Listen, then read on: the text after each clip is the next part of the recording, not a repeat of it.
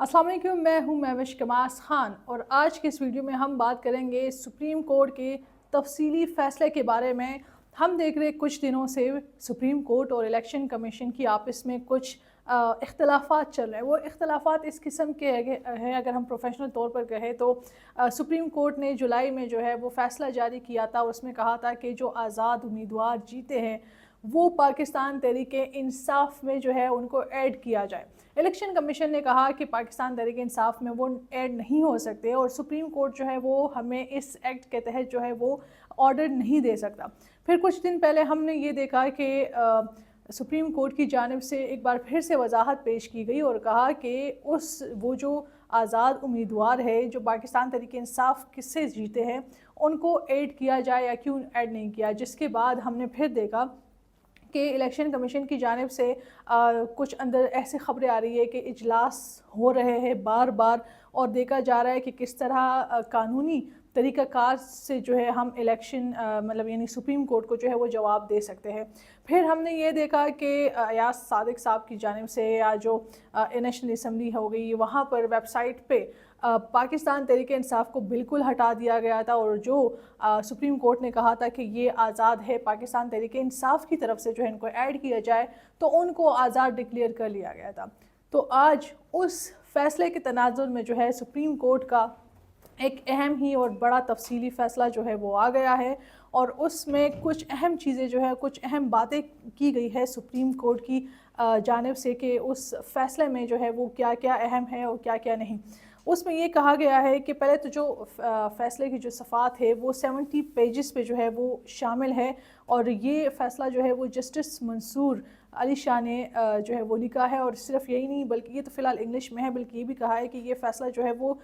उर्दू में भी आएगा ताकि पाकिस्तानी अवाम जो है इसको भरपूर तरीके से समझ सके। इसमें जो अहम कुछ पॉइंट्स ये दिए गए हैं कि पाकिस्तान तहरीक इंसाफ जो है वो सियासी जमात है और सबसे जो अहम पॉइंट ये है उस फ़ैसले में कि इलेक्शन कमीशन का एक काम था कि 8 फरवरी को शफाफ इंतखाबात कराए, लेकिन इलेक्शन कमीशन उस इंतखाबात को अच्छे तरीके से कराने में नाकाम हुई। ये एक बहुत बड़ा टर्निंग पॉइंट है इलेक्शन कमीशन के लिए कि सुप्रीम कोर्ट की जानिब से ये फ़ैसला जो है वो आया गया है। एक और इसमें मज़ीद जो है उन्होंने पॉइंट्स रखे इस तफसीली फ़ैसले में, मैं आपको कुछ सुना देती हूँ। अच्छा, सुप्रीम कोर्ट ने फ़ैसले में ये भी लिखा है कि पाकिस्तान तहरीक इंसाफ एक सियासी जमात है। तहरीक इंसाफ ने 2024 के आम इंतखाबात कौमी और सूबाई असम्बलियों की नशस्तें जो है वो हासिल की है या जीते हैं। यानी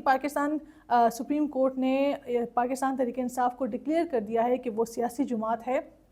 और हाँ, वो फ़ैसला जो हुआ था कि बल्ला उनसे छीना था लेकिन पार्टी वो अब भी है, निशान छीन लिया था लेकिन पार्टी पाकिस्तान तहरीक इंसाफ जो है वो है। तो ये एक बहुत बड़ा मैं कहूँगी टर्निंग पॉइंट है पाकिस्तान तहरीक इंसाफ के लिए। और जिस तरह कह दिया था और फिर इलेक्शन कमीशन को इस तरह बातें सुनाना, तो ये थोड़ा सा गड़बड़ सी हो गई है। Election commission versus supreme court अगर हम कहें तो ये गलत नहीं होगा। अच्छा, तफसीली फ़ैसले में ये भी कहा गया है कि पेशावर हाई कोर्ट के फ़ैसले को कलअदम करार देते हैं। पेशावर हाई कोर्ट का जो फ़ैसला आया था, सुप्रीम कोर्ट ने तफसीली फ़ैसला में ये लिख दिया है कि पेशावर हाई कोर्ट का जो फ़ैसला था उसको मुस्तरद करते हैं, उसको कलअदम करार देते हैं। इंतखाबी निशान ना देना सियासी जमात के इंतखाब लड़ने के कानूनी और आइनी हक़ को मुतासिर नहीं करता। आइन या कानून सियासी जमात को इंतखाबात में उम्मीदवार खड़े करने से रोक नहीं सकता। ठीक है, मतलब उनके पास सैम्बल तो नहीं था, हमने देखा कि किस तरह इलेक्शन में सैम्बल उनसे लिया गया और लेकिन फिर भी उन्होंने कहा कि पार्टी पाकिस्तान तहरीक इंसाफ जो है वो है। अच्छा, अदालत ने फ़ैसले में दिया कि इलेक्शन कमीशन ने तहरीक इंसाफ के 80 में से 39 MNAs को तहरीक इंसाफ का जाहिर किया है, जबकि इलेक्शन कमीशन को कहा वो बाकी जो रिमेनिंग 41 MNAs है उनको 15 रोज़ के अंदर दस्तखत शुदा बयान ले। इलेक्शन कमीशन मखसूस नशस्तों पर मुतलक इंसाफ मखसूस नशस्तों पर तहरीक इंसाफ के उम्मीदवारों को नोटिफाई करे, लेकिन अभी तक नहीं किया। और हालात क्या है और इससे क्या लग रहा है, क्या नोटिफाई करेंगे या नहीं, ये तो आगे मैं आपको बताऊंगी। अच्छा, फ़ैसले में ये भी कहा गया है कि इलेक्शन कमीशन के 1 मार्च के फ़ैसले की कोई कानूनी हैसियत नहीं और इलेक्शन कमीशन का 1 मार्च का फ़ैसला आइन से मुतसादिम है। इलेक्शन कमीशन मुल्क में जमहूरी अमल का ज़ामिन और हुकूमत का चौथा सतून है। ये ज़रा आप सुनिएगा کہ الیکشن کمیشن جو ہے وہ ملک میں جمہوری عمل کا ضامن اور حکومت کا چوتھا ستون ہے، مگر الیکشن کمیشن فروری میں ہونے والے انتخابات 2024 میں جو 8 فروری کو ہوئے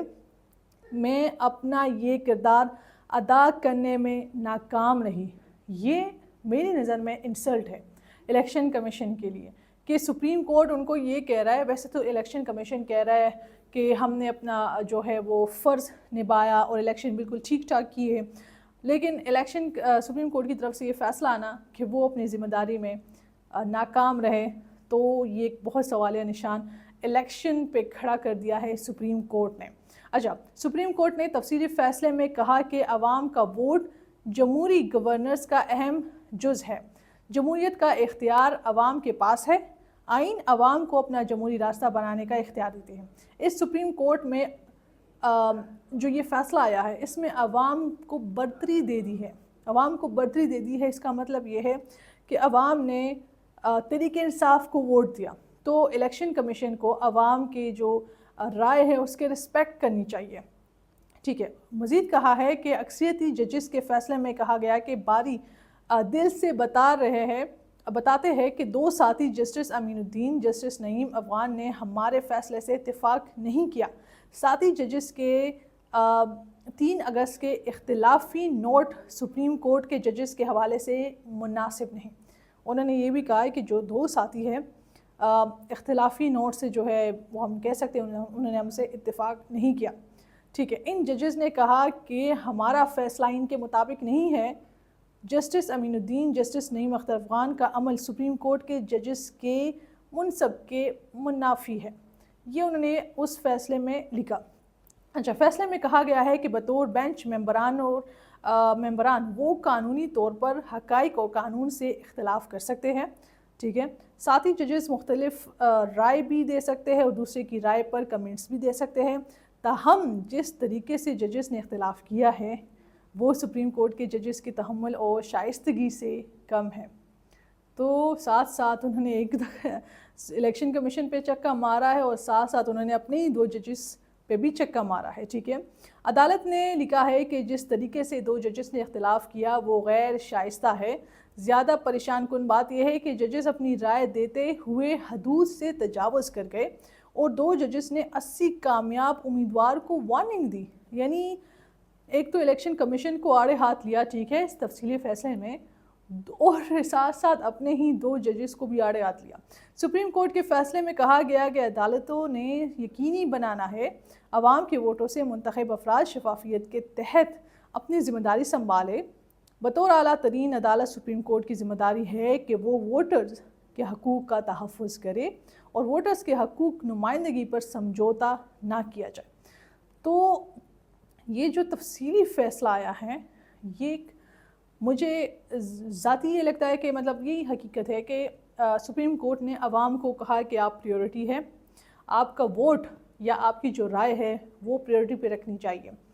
اور سپریم کورٹ نے جس طرح کہا کہ باقی جو 41 ریمیننگ MNAs ہے جو کہ پاکستان تحریک انصاف کا حصہ ہے جو آزاد لڑے ہیں، الیکشن کمیشن کو ان کو جلد جو ہے وہ نوٹیفائی کرنا چاہیے کہ وہ پاکستان تحریک انصاف کا حصہ ہے۔